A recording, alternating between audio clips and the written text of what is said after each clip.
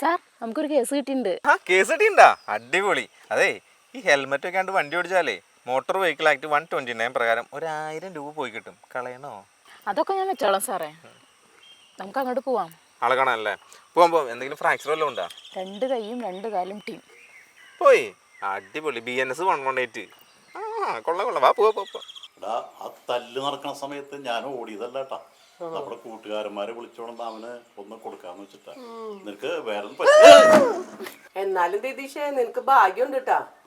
നിന്നെ അവര് കൊന്നില്ലല്ലോ. ഇങ്ങനെ അവന് ഞാൻ കൊട്ടക്കനുണ്ട്. ഞാൻ വേദനയുണ്ട്. അവിടുന്ന് ഇവിടുന്ന് തല്ലും പേടിച്ച് വന്നേക്കാണ് ഇവന് ഇത്ര ഒന്നും കിട്ടിയാ പോരാ.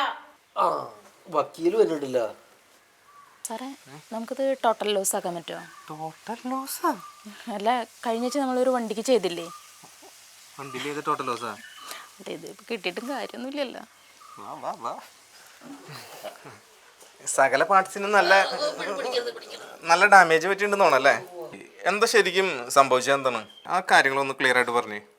അതെ, വക്കീലിനോടും ജൂനിയറിനോടും സത്യമായിട്ട് പറയണം. സത്യമായിട്ടല്ലാണ്ട് നുണയായിട്ട് പറയാൻ പറ്റുമോ? ഇത് ആള് മാറി തല്ലിയതാന്ന് തോന്നുന്നു. ഏയ് ആള് മാറി തല്ലിയതൊന്നുമല്ല, ഇവനാണെന്ന് അറിഞ്ഞോണ്ട് തന്നെ തല്ലിയത്. അതല്ലേ?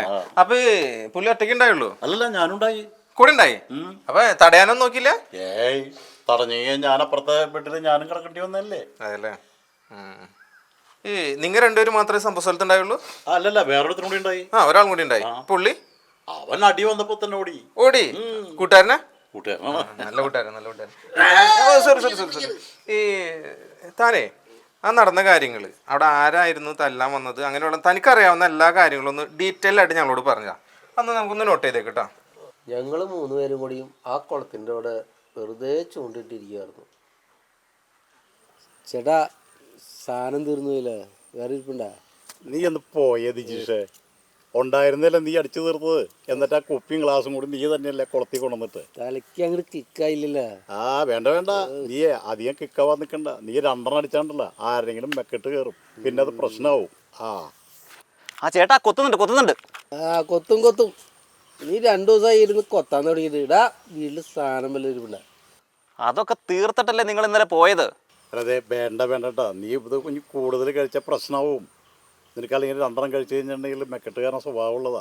ചേട്ടൻ സാധനം അറേഞ്ച് ചെയ്ത് ആ ചെക്കനെ വിളിച്ച് പറഞ്ഞേ 100 രൂപ കൂടുതൽ കൊടുത്താലും കുഴപ്പമില്ല. വേണ്ട നീ ഇനി കൂടുതൽ അടിച്ചാലേ നീ ആരെങ്കിലും മെക്കെട്ട് കയറും, പ്രശ്നമാവും. ചേട്ടൻ എന്താ അങ്ങനെ പറഞ്ഞത്? ഞാൻ ആരെ മെക്കെട്ട് എന്ന് പറയുന്നത് ശരിയാവില്ല. അത് പറ, ആരെ ഞാൻ ആരിപ്പം മെക്കെട്ട്? ശരിയാവില്ല. വർത്താനം ഈ പറയണേ. ഞാൻ ആരെ മെക്കെട്ട് എന്ന് പറയാം. കിട്ടിയാ? ഇല്ല ചേട്ടാ, കൊത്തുണ്ട്, ഒന്നും കിട്ടുന്നില്ല.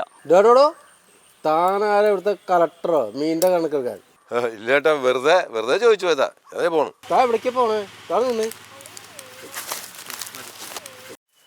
ഞാൻ ഇവിടെ അടുത്ത് വരെ പോണതാ. തന്നെ ഇവിടെ കണ്ടിട്ടില്ലല്ലോ. തൻ്റെ വീടോടെ? എന്റെ വീട് കുറച്ച് അകലെയാണ്. എന്ത് ചേട്ടാ? അവിടെ കക്കാൻ വന്നതല്ലേ? സ്വർണത്തിനൊക്കെ ഇപ്പൊ വില കൂടിയൊക്കെയല്ലേ? കക്കാനുള്ള വീട് നോക്കാൻ വന്നതാ? ചേട്ടാ വെറുതെ ആവശ്യം പറയരുതിട്ടാ. ഞാൻ കക്കാനൊന്നും വന്നതല്ല. അനാശം പറഞ്ഞ എന്ത് ചെയ്യുന്ന മര്യാദക്ക് സംശയം എന്ത് ചെയ്യും? എന്നെ തല്ലോ? വേണ്ടി വന്നതല്ലും. എന്നെ തല്ലുന്നാ?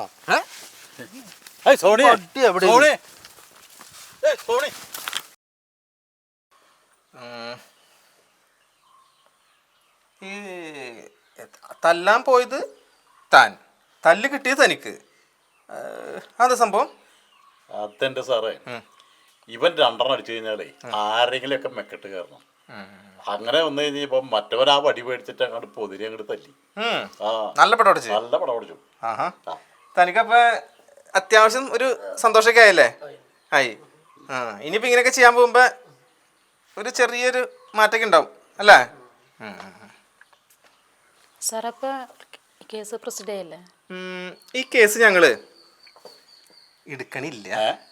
2 മാസം മുമ്പേ ഒരാഴ്ച ഞാൻ ഓഫീസിൽ വരാതിരുന്ന് ഓർമ്മയുണ്ടാ?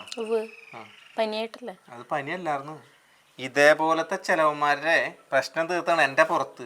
ഞാനൊരു ഈവനിങ്ങിന് നടക്കാനിറങ്ങിയത് ആ പാടത്തിൻ്റെ സൈഡിൽ കൂടെ. അപ്പോൾ അവിടെ ഇതേപോലെ 2-3 പേര് വന്നിരുന്നു. എന്നിട്ട് അവന്മാർ എന്നോട് എൻ്റെ വീട് എവിടെ, നാട് എവിടെ, എൻ്റെ ജാതകം വരെ അറിയണം അവർക്ക്. അവന്മാർ ചെറുത് അടിച്ചോണ്ടിരുന്ന് കഴിഞ്ഞാൽ പിന്നെ അവന്മാർക്ക് ആരെങ്കിലും ഇങ്ങനെ കണ്ടു കഴിഞ്ഞിട്ടുണ്ടെങ്കിൽ എന്നെ റാഗയാണ്. അങ്ങനെ ഒരുത്തൻ നല്ല പെടപടച്ച എൻ്റെ പുറത്ത്. അതാണ് ഞാൻ അന്ന് ഒരാഴ്ച ഓഫീസിൽ വരായിട്ടുണ്ട്. ഈ കേസ് ഞങ്ങൾ എടുക്കണില്ല. ഇങ്ങനെയുള്ളവന്മാർക്ക് അത്യാവശ്യം ഇതൊക്കെ കിട്ടണം, അപ്പോഴാണ് ആ പ്രശ്നങ്ങൾ മാറുള്ളൂ. അപ്പം ഞങ്ങൾ പോട്ടെന്നാ. സന്തോഷം. ഇല്ല ഓക്കെ.